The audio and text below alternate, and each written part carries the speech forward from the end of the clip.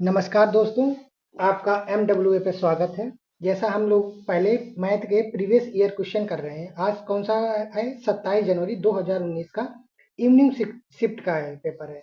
ठीक है, इसको आज चलिए सॉल्व करते हैं। चलिए पहला क्वेश्चन दिखाओ। एक्स के पास बैंक खाते में जमा राशि, देखो उसके अकाउंट में कितने रुपए हैं? 100 रुपये 82 पैसे हैं। ठीक है, और उसने क्या किया उसके बाद में? फिर से 74.35 रुपये जमा किया है और 50 रुपये 17 रुपये क्या किया? 50 रुपये 17 पैसे निकाल लिया है। तो उसके पास कितना बचेगा? देखो 15 से 8 7 जाएगा, 8 बचेगा। यहाँ बचा 2, 2 से 1 जाएगा, 1 हो जाएगा। पॉइंट 4 से 4 हो जाएगा, 7 से 5 जाएगा, 2 बचेगा। अब उसके पास कितने रुपए बचे? 24.18 रुपये और उसके पास एक्स्ट्रा हो जाएंगे बैंक अकाउंट में और जुड़ जाएंगे 24.18 रुपये। अब टोटल उसके पास कितना हो जाएगा? 8 2 10 के जीरो, हंसी लगो 1, 8 1 9 1 10 का जीरो, हंसी लगो 1, 4 1 5 और 125। ठीक है, 4 1 5 125। अब उसके पास टोटल अकाउंट में कितने रुपए हो गए? 125 हो गए। अब देखो लिखा हुआ है बैंक जमा राशि के से प्रत्येक 5 रुपए की कितनी चॉकलेट खरीदेगा। अब 5 रुपए में कितनी चॉकलेट खरीदेगा? देखिए 125 रुपए अकाउंट में उसके पास रुपए हैं और 5 रुपए की एक चॉकलेट है, तो कितने रुपए होगी? 5 एकम 5, 25 पंचे 125 हो जाएगा। ऑप्शन नंबर 3, उसके पास कितनी चॉकलेट होंगी? 25 चॉकलेट होंगी। अब क्वेश्चन नंबर 2 लिखा हुआ क्या?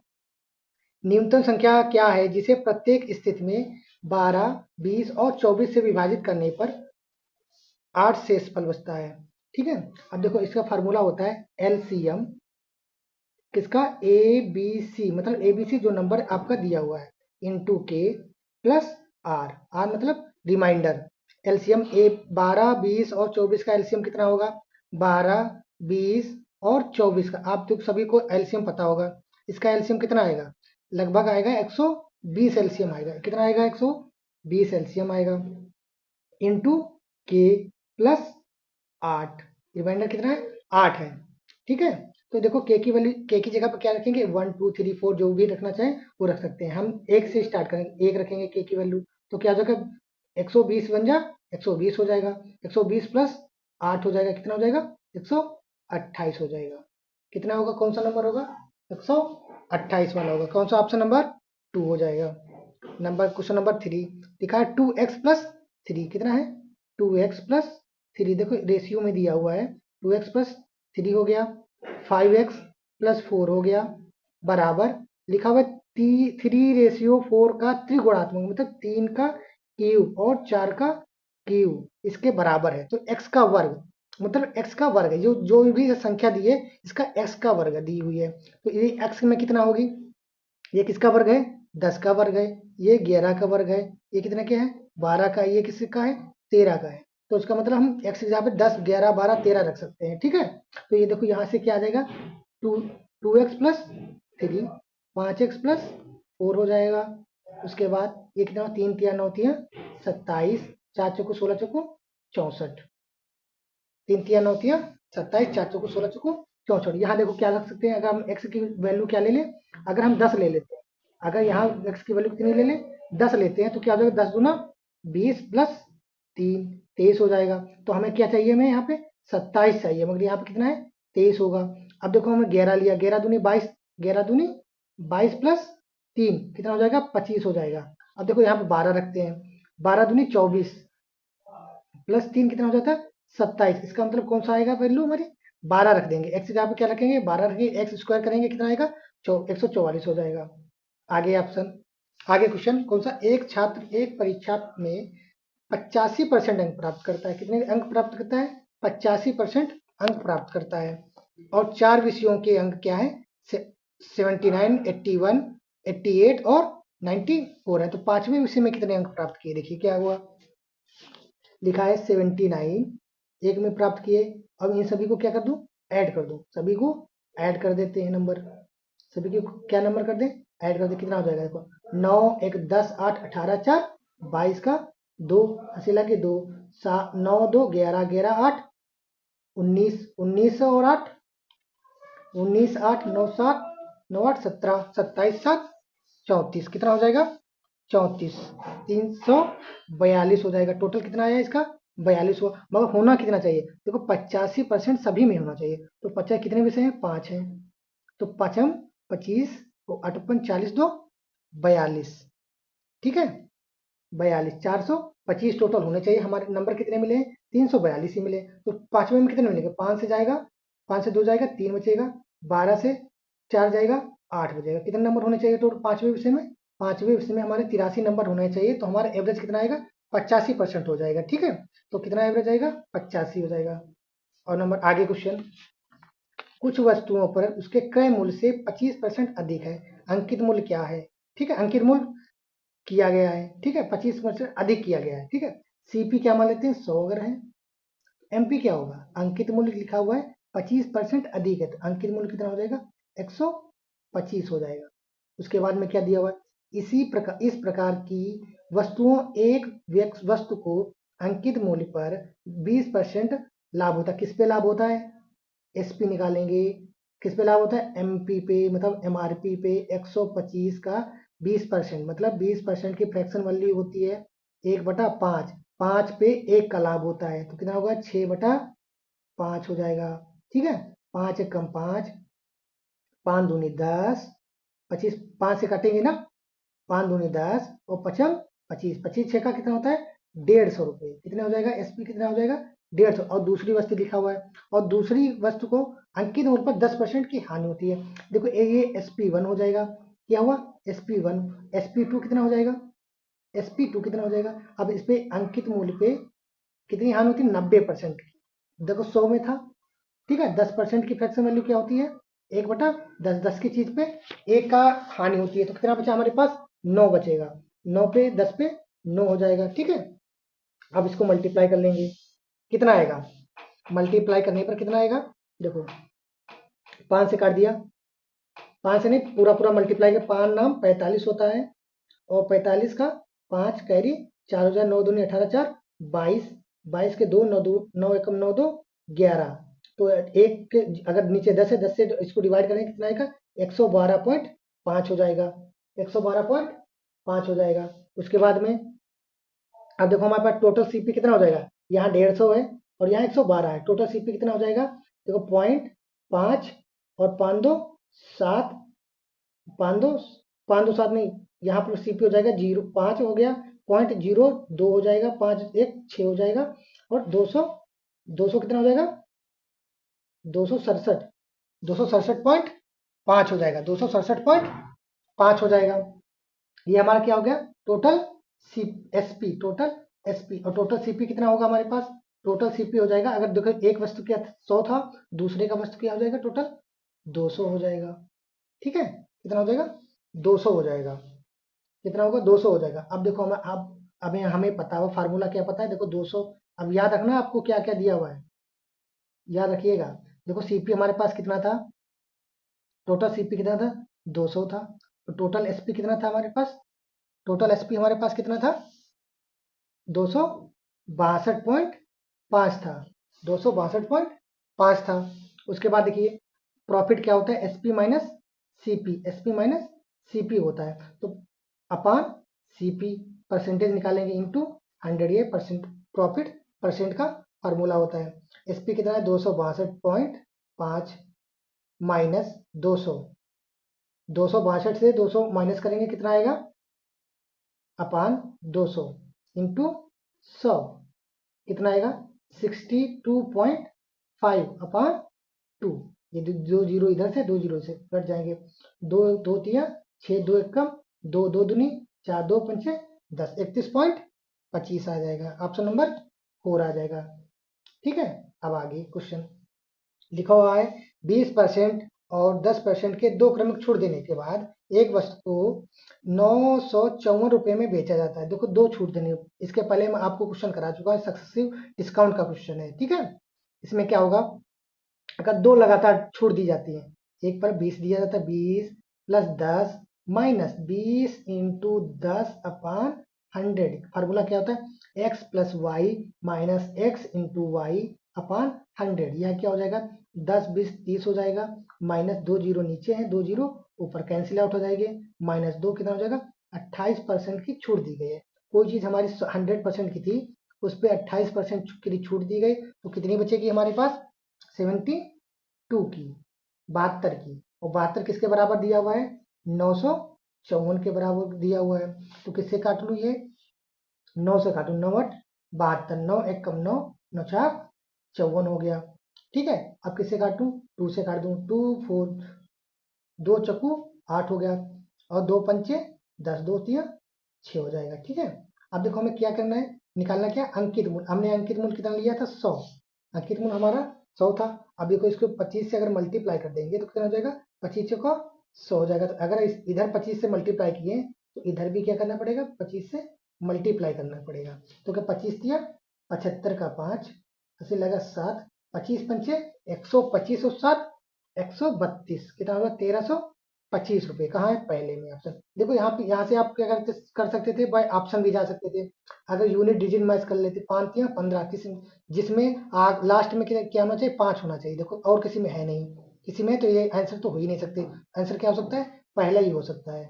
अब आगे देखिए, एक निश्चित मूल्य पर 10% ब्याज पर 2 वर्ष के लिए अवधि पर साधारण ब्याज और चक्रवृद्धि ब्याज के से 1 रुपये कम है। ठीक है, अब देखो इसके पहले हमने आपको बता चुका हूँ, 2 वर्ष के लिए अगर चक्रवृद्धि ब्याज निकालते हैं तो 2 और क्या होता है, 1 होता है। हम मान लेते हैं क्या, 100 है, 10% की फ्रैक्शन वैल्यू होती है 1/10। ठीक है, तो 10 का इसको 2 वर्ष है तो इसको क्या कर देंगे, स्क्वायर कर देंगे।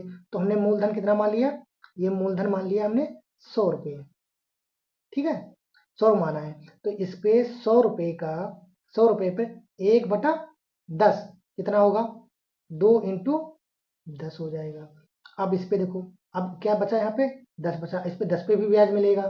ठीक है, चक्रवृद्धि में क्या होता है, चक्रवृद्धि पे ब्याज पर भी ब्याज मिलता है। तो यहाँ क्या हो जाएगा, 1 हो जाएगा, और ये क्या होगा, 10 दूना 20, और यहाँ क्या हो जाएगा 1। ये देखो क्या है, ये वाला जो पहली लाइन की है ये SI होती है, और ये टोटल क्या होता है, टोटल होता है CI। ये और ये क्या आता है, एक जो जो ये एक लिखा हुआ है ये क्या होता है, CI माइनस SI होता है, CI माइनस SI होता है। क्या होता है, CI माइनस SI होता है, ये जो एक लिखा है। और ये जो पहली लाइन होती है, क्योंकि इस पे दोनों साल सेम ब्याज मिलता है, तो 20 हो जाएगा, क्या होगा, CI होगा, टोटल क्या होगा, CI माइनस SI। और इसमें क्या अंतर दिया हुआ है, कितना रुपया, 1 है, तो 1 की वैल्यू क्या हो जाएगी, अंतर 1 रुपये हो जाएगी, 1 रुपये हो जाएगी। ठीक है, तो हमारा मूलधन कितना, मूलधन हमने 100 माना था, 100 इंटू 1 हो जाएगा क्या, 100 रुपये। आई बात समझ में। आगे लिखा हुआ है, 10% वार्षिक ब्याज दर पर 3 वर्ष के लिए 2000 रुपये के मूलधन पर चक्रवृद्धि ब्याज और साधारण ब्याज के बीच अंतर। देखो इसमें फिर से वही पीछे वाला क्वेश्चन आ गया है, जैसे पहले था वैसे ही क्वेश्चन। आज इसमें 3 3 1 होता है, क्या होगा, 3 3 1, 3 3 1। ठीक है, अब कितना है, 10% की, फिर से 10% बराबर क्या होता है, 1 फ्रैक्शन वैल्यू इसकी 1/10 होती है। अब देखिए 2000 रुपये कितने, 2000 इंटू 2000 का 1/10, जीरो से जीरो कैंसिल हो जाएगा, 3 इंटू कितना आएगा, 200 हो जाएगा, 3 इंटू 200। अब 200 पे ब्याज मिलेगा, कितना, 1/10, कितना मिलेगा, 3 इंटू 20 मिलेगा। अब 20 बचा, और 20 पे भी 1/10 ब्याज मिलेगा, जीरो से जीरो कितना मिलेगा, 2 रुपये। अभी पीछे मैंने बताया ये जो ऊपर वाला होता है ये क्या होता है, CI होता है, और बाकी बाकी ये क्या होता है, ये दोनों क्या होते हैं, ये होते हैं CI माइनस SI होता है। और ये टोटल क्या होता है, ये टोटल ये CI होता है। ठीक है, ये सभी लोग याद रखेंगे। अब देखो हमारे पास अंतर दिया हुआ है, कितना है, इसके कुछ अंतर पूछ रहा है, कितना अंतर है, 20 दूना 30, 20 तिया 60, और प्लस 2, कितना अंतर है, 62 रुपीज का अंतर है CI और SI के बीच में। ठीक है, ऑप्शन नंबर 2। इसके बाद लिखा हुआ है, एक 3 पार्टनर है, X Y और Z है। कितने पार्टनर है, 3 पार्टनर है, X Y Z, X है, Y है, Z है। अब देखिए यदि कुल लाभ 3000 रुपये का हुआ है, तो X का हिस्सा Z की तुलना में 400 कम है। अगर ये A मान लिया तो इसका कितना हो जाएगा, A माइनस 400 रुपये। और B का है, और Y का हिस्सा Z की तुलना में 200 कम है। Y का जो हिस्सा है Z की तुलना में कितना कम है, 200 कम है। तो अगर Z का हिस्सा एक A है तो इसका कितना हो जाएगा, 200 कम हो जाएगा। ठीक है, अब देखो, अब तीनों का क्या दिया हुआ है, 3000 है तीनों का, x plus y plus z. अब तीनों का क्या दिया हुआ है, तीनों कितने हैं, एक्स वाई प्लस, देखो ए प्लस 400, एक a minus 400 plus a minus 200 plus a बराबर कितना दिया हुआ है 3000, x plus y plus z हो गया। कितने ए हैं, एक दो तीन, तीन ए हो गया, माइनस 4 2 600 बराबर 3000। अब 600 इधर चला जाएगा, कितना हो जाएगा 3600, कितना हो जाएगा 3600 हो जाएगा। अब फिर से ए बराबर कितना बचेगा, बारतियाँ 36, 1200, कितना बचेगा 1200 बचेगा। ठीक है, तो एक जेड की वैल्यू कितनी आ जाएगी, अब देखो ए की जगह पे क्या रख दूं, 1200 हो गया। 1200 से एक्स कितना कम है 400, तो कितना हो जाएगा 800, और वाई कितना है 200 कम है, तो कितना हो जाएगा 1000। ठीक है, अब इन सभी का क्या लेना है, रेशियो लेना है। रेशियो लेना, दो दो जीरो कट जाएंगे सभी के, दो से काट दो, दो चक्कू 8, दो पंचे 10, दो छः 12, 4 ratio 5 ratio 6, 4 ratio 5 ratio 6, option number 3। अब देखिए आगे क्या लिखा हुआ है, एक परिवार में 2 माता पिता और 3 बच्चे हैं, यदि टोटल परिवार में कितने लोग हो गए, 5 लोग हो गए। अब लिखा यदि माता पिता की औसत आयु, माता पिता की, अब देखो माता पिता की औसत आयु कितनी है 36 है, तो माता और प्लस पिता कितने, उनका सम कितना हो जाएगा, ऐड करेंगे 36 इंटू 2, कितना हो जाएगा 72, कितना हो जाएगा 72, दो लोग हैं तो 2 से मल्टीप्लाई, 3 लोग होते 3 से मल्टीप्लाई। और लिखा हुआ है और बच्चों की औसत आयु 10 है, तो बच्चे कितने हैं 3 लोग हैं, बच्चे कितने हैं 10, 3 है, इन तीनों का सम कितना हो जाएगा 10 इंटू 3, कितना हो जाएगा 30 हो जाएगा। अब टोटल पूछा है, टोटल यहाँ से कितना हो जाएगा 2 और 7 3 10, 102, और टोटल उसके बाद इनकी सभी की औसत आयु पूछा है, एवरेज, इनका सभी का एवरेज पूछा है 102, इतने से आप भाग दे दें, टोटल परिवार में कितने हो जाएंगे 5 लोग जाएंगे। देखो दो लोग कितने, कौन हो गया माता पिता हो गए, और 3 बच्चे हो गए, टोटल कितने हो गए 5 लोग हो गए। ठीक है, अब 5 से इसको डिवाइड करेंगे, 5 दूनी 10, उसके बाद जाएगा ना जीरो बढ़ाएंगे, और कितनी बार जाएगा 5 को 20, 20.4। ठीक है, आगे नेक्स्ट क्वेश्चन लिखा है 18 वस्तुओं को 15 रुपए के औसत मूल्य पर बेचा जाता है, 18 वस्तुओं को कितने पे बेचा जाता है 15 की औसत से। ठीक है, अब लिखा हुआ है, और उसके बाद अब ये क्या हो गया सीपी हो गया, बेचा जाता है। ठीक है, तो प्रत्येक वस्तु को क्रय मूल्य, और देखो यहाँ पे क्या लिखा हुआ है, इसके आगे पढ़ेंगे, प्रत्येक 12 वस्तुओं को क्रय मूल्य 16 रुपए है, यदि लेन देन में कोई लाभ हानि ना हो, मतलब एसपी जो है सीपी के बराबर हो जाए, ना प्रॉफिट होगा ना लॉस होगा, जितने में हमने खरीदा है उतने में हमने क्या कर दिया बेच दिया है, तो क्या होता है ना प्रॉफिट होता है और ना ही लॉस होगा। तो इसका मतलब क्या करेंगे, दोनों के बराबर कर देंगे, जितने में खरीदा है उतने में मैंने बेच दिया, इतने में खरीदा है 18 इंटू 15 में खरीदा है, बेचा कितने में 12 की 16, 12 इंटू 16, 12 वस्तुओं को 16 रुपए में खरीदा है, और उसके बाद 6 वस्तुओं का क्रय मूल्य पूछा है, प्लस 6 वस्तुओं का क्रय मूल्य हमें नहीं पता है, तो 6 वस्तुओं को हमने x रुपए में खरीदा था। ठीक है, अब इन दोनों को गुणा कर लेंगे, 18 पचे 90, 18 कम 18 और 9 27, 270 बराबर 12 12 72, कैरी 7 हो जाएगा, हासिल 7 हो जाएगा, 12 कम 12 और 7 19, 192 प्लस 6x। अब देखो 270 से 192 माइनस करेंगे कितना आएगा 78 आएगा, कितना आएगा 78 हो जाएगा, तो 6x। अब ये कितनी में जाएगा x बराबर कितना आ जाएगा यहाँ से 13 छंग 78, 13 रुपये हो जाएगा। यही हमें x की वैल्यू ही फाइंड करनी थी, कितना हो जाएगा 13 रुपये हो जाएगा। आगे क्या लिखा हुआ है, ए किसी कार्य को 8 दिन में पूरा करता है, ए किसी कार्य को कितने दिन में करता है 8 दिन में करता है, बी उसी कार्य को कितने दिन में करता है 12 दिन में करता है, सी कितने दिनों में करे कार्य को करे पूरा करेगा यदि तीनों मिलकर, मतलब ए प्लस बी प्लस सी तीनों मिलकर कितने दिन में काम करते हैं 3 दिन में पूरा कर लेते हैं, कितने दिन में 3 दिनों में पूरा करते हैं। इन तीनों का एलसीएम क्या हो जाएगा, कितना हो जाएगा 24, कितना हो जाएगा 24, 8 ये एफिशिएंसी टोटल, ये टोटल वर्क हो गया टोटल वर्क, और इनका एफिशिएंसी को 8 24, 12 दूनी 24 और 8 24 हो जाएगा। ठीक है, इन तीनों को एफिशिएंसी कहा जाएगी। अब देखो यहाँ से एफिशिएंसी लिख लेंगे, इन तीनों की हो जाएगी ए प्लस बी प्लस सी की एफिशिएंसी क्या हो जाएगी 8 हो जाएगी। अब देखो ए कितने दिन का, ए की एफिशिएंसी क्या है 3 है, बी की एफिशिएंसी क्या है 2 है, टोटल क्या हो जाएगी 3 2 5, सी की क्या हो जाएगी 8 से 5 माइनस कर देंगे, कितनी हो जाएगी 3 एफिशिएंसी हो जाएगी। अब टोटल वर्क कितना था, टोटल वर्क था 24। 24 को सी कितने 3 इफिशियंसी के साथ करेगा, कितनी 3 की इफिशियंसी के साथ करेगा तो कितने दिन लगेगा उसको, 8 दिन लगेंगे। कितने दिन लगेंगे, 8 दिन उसको काम करते हुए लगेंगे। आई बात समझ में। चलिए, अगर आपको अभी समझ में नहीं आ रहा तो हम प्रैक्टिस सेट आपको करेंगे तो और अच्छे से आपको पूरा एक्सप्लेन करेंगे कैसे क्या होता है। ठीक है, तब तक आप फार्मूला देख लीजिए कैसे क्या लगता है। जब आप प्रैक्टिस करेंगे तो आप देख लेंगे कैसे लगेगा। आगे देखिए, यात्रा पर जाने वाला एक व्यक्ति पहले 120 किलोमीटर की दूरी 60 किलोमीटर घंटा और अगले 12 किलोमीटर की दूरी 80 किलोमीटर प्रति घंटा की रफ्तार से यात्रा करता है, तो यात्रा की औसत चाल क्या है। देखो एवरेज की क्या होती है, एवरेज स्पीड कैसे निकालते हैं, टोटल डिस्टेंस, क्या total distance upon total time, कितना उसको टाइम लगा और कितनी दूरी वो गया है। ठीक है, तो देखो अब क्या लिखेंगे, 120 किलोमीटर गया है और कितना गया है और 12 किलोमीटर गया है, टोटल इतनी दूरी उसने ट्रेवल की है।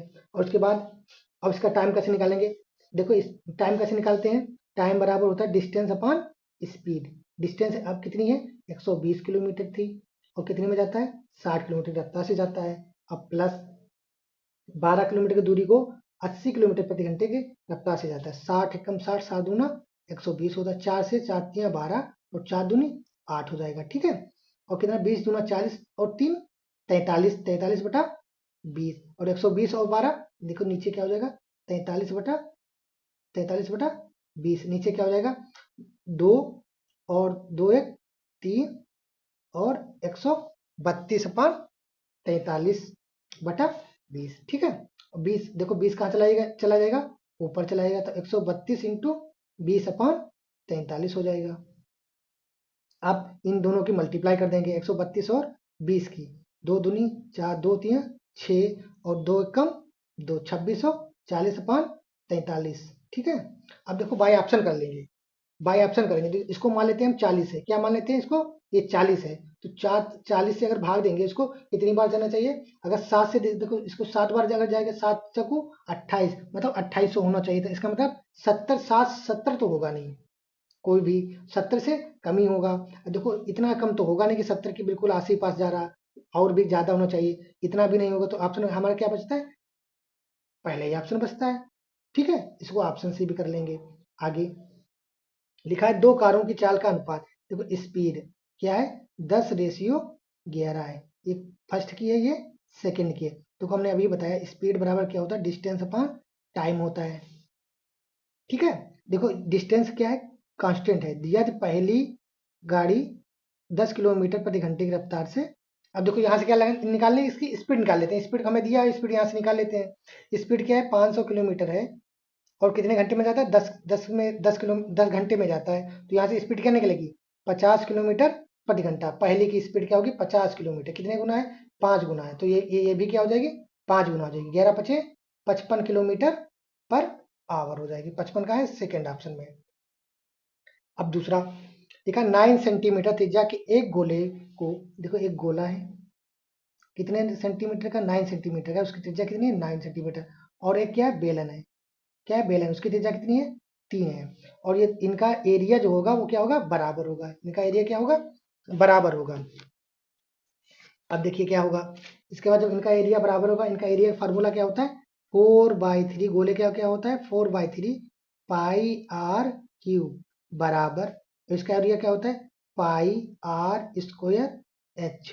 हमें क्या निकालनी, बेलन की ऊंचाई पता निकालनी, ऊंचाई हमें नहीं पता है, और क्या पता है ये पता हुआ है। ठीक है, इधर पाई से पाई कैंसिल हो जाएगा, 4/3 हो जाएगा इंटू आर कितना था 9 इंटू 9 इंटू 9, 9 का क्यूब 9 इंटू 9 इंटू 9, आर कितना हो जाएगा, इधर इसमें आर कितना दिया हुआ 3 दिया हुआ है, 3 इंटू एच, एच तो हमें पता करनी है, 3 से काटेंगे 3 तियां 9 हो जाएगा। ठीक है, और 3 तियां 9, एक बार 9 तियां कट जाएगा, और 9 तियां 27 इंटू 4 बराबर क्या है एच है।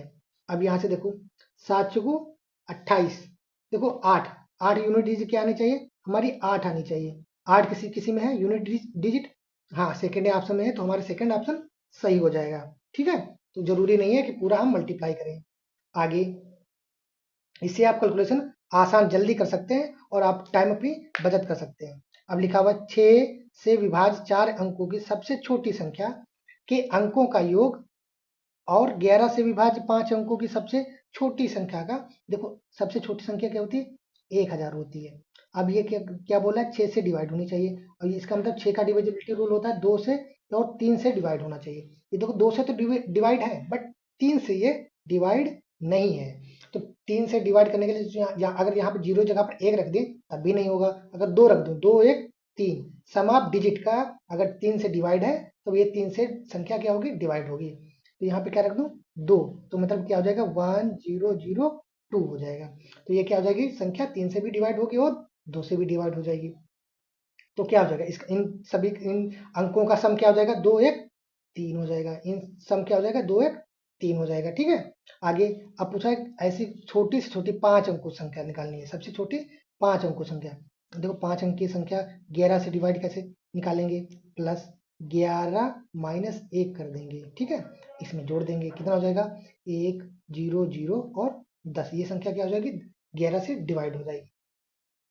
अब इसके अंकों का योग 1 और 2 हो जाएगा, इन सभी का अंकों का योग क्या हो जाएगा, 2 हो जाएगा। तो इन दोनों की क्या पूछा है, गुणनफल, क्या गुणनफल, अंकों के योग का गुणनफल। इन दोनों के अगर अंक कर दिए हैं, ऐड कर दिया, उसके बाद इन दोनों का गुणनफल करेंगे, कितना आएगा 6 आएगा। 3 इंटू 6 2 कितना हो जाएगा 6 हो जाएगा, ऑप्शन नंबर 3 हो जाएगा। अब देखिए 5 अंकों की सबसे बड़ी संख्या, 5 अंकों की बड़ी संख्या आप सभी को पता होगी, 9999, 5 अंकों की सबसे बड़ी संख्या ये हो गई। और सबसे छोटी संख्या 4 अंकों की, 4 अंकों की सबसे छोटी संख्या 1000, इसको माइनस करेंगे, देखो 9 9 9, 9 से 1 गया 8 और 9 से 9 हो जाएगा। कितना, कौन सा ऑप्शन है, नंबर 3 ऑप्शन है। अब ये आज का लास्ट सवाल है, क्या लिखा हुआ है, एक कक्षा के बच्चों के निःशुल्क पुस्तकें वितरित की गई हैं। प्रत्येक बच्चे को मिलने वाली पुस्तकों की संख्या बच्चों की संख्या का 1/8 हिस्सा है। देखो स्टूडेंट हमने मान लिया कितना है, ए है। अब बुक कितनी थी, बुक कितनी बांटी गई है, प्रत्येक बच्चे का 8वां हिस्सा। टोटल बुक कितनी हो जाएंगी, टोटल बुक कितनी बांटी गई, ए इंटू ए अपान 8, कितनी हो जाएंगी, ए स्क्वायर अपान 8 हो जाएंगी। उसके बाद यदि बच्चों की संख्या, आप देखो दूसरा है यहाँ से, यदि बच्चों की संख्या आधी कर दी जाए, अब कितनी बच्चों की संख्या हो गई, a/2 हो गई। अब बच्चों की संख्या क्या होगी, a/2 होगी। और प्रत्येक को कितनी कितनी अब बुक मिल रही है, प्रत्येक को बुक मिल रही है अब 16, टोटल बुक कितनी हो जाएंगी, एक देखो इतने बच्चे हैं और इतनी बुक मिल रही है, तो एक को मिल रही है 16, तो सभी को कितने मिलेंगे, 2 8 16 8 है, टोटल कितनी बुक हो जाएंगी 8 है। ये दोनों क्या हो जाएंगे, बराबर होंगे, क्या होंगे, बराबर होंगे। ए स्क्वायर अपान 8 बराबर किसके होगा, 8 ए के। देखो एक ए इधर से एक इधर कैंसिल हो जाएगा, और 8 8 64 हो जाएगा। कितना हो जाएगा, ए बराबर कितना हो जाएगा, 64 हो जाएगा। ए के ये क्या निकले हैं, स्टूडेंट निकले हैं। ए की ए माना था क्या, ये स्टूडेंट थे। अब हम निकालना क्या, कितनी पुस्तकें वितरित की गई हैं, कितनी पुस्तकें वितरित की गई हैं। देखो हम यहाँ से निकाल लेते हैं, कितनी पुस्तकें, यहाँ टोटल बुक थी, तो यहाँ से 8 इंटू 64 कितनी हो जाएंगे, 8 इंटू 64 कितना हो जाएगा, 512, 512। इसमें ऑप्शन है नहीं, इसमें आपको बता दें 512 बुक हो जाएंगी। टोटल बुक कितनी होगी, 512। आप सभी को समझ में आया होगा, हम उम्मीद करते हैं आपको। ठीक है, इसलिए आपको बहुत बहुत धन्यवाद।